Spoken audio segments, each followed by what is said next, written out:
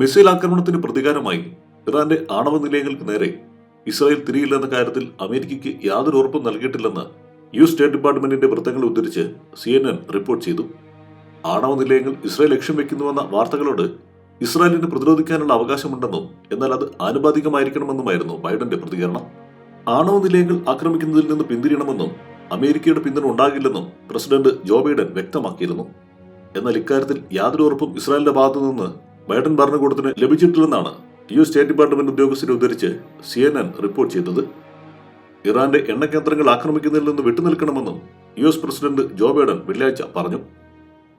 Hamas ആക്രമണത്തിന്റെ വാർഷിക ദിനമായ ഒക്ടോബർ 7 ഇസ്രായേൽ തിരിച്ചടിക്കാൻ തിരഞ്ഞെടുക്കുമെന്ന കാര്യം ഇപ്പോൾ പറയാൻ പ്രയാസമാണെന്നും അദ്ദേഹം കൂട്ടിച്ചേർത്തു.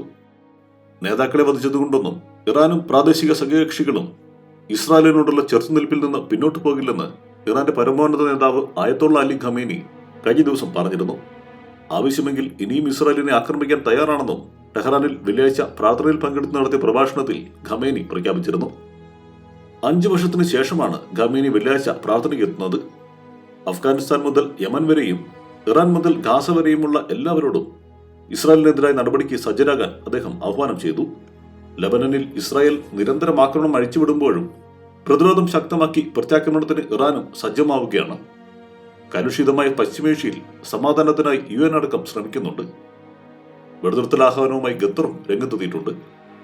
പലസ്തീൻ രാഷ്ട്രം സൃഷ്ടിക്കാതെ പശ്ചിമേഷ്യയിൽ സമാധാനം സാധ്യമാകില്ലെന്നും ഇപ്പോൾ നടക്കുന്നത് കൂട്ടായ വംശഹത്യയാണെന്നും ഖത്തർ അമീർ ഷെയ്ഖ് തമീർ ബിൻ ഹമദ് അൽ താനി പറഞ്ഞു. അതേസമയം ഇറാന്റെ ആണവ കേന്ദ്രങ്ങൾ ഇസ്രായേൽ തകർക്കണമെന്നാവശ്യപ്പെട്ട് മുൻ അമേരിക്കൻ പ്രസിഡന്റും റിപ്പബ്ലിക്കൻ സ്ഥാനാർത്ഥിയുമായ ഡൊണാൾഡ് ട്രംപ് രംഗത്ത്. ഇസ്രായേലിന് മേൽ ഇറാൻ നടത്തിയ ആക്രമണങ്ങളോട് പ്രതികരിക്കുകയായിരുന്നു അദ്ദേഹം.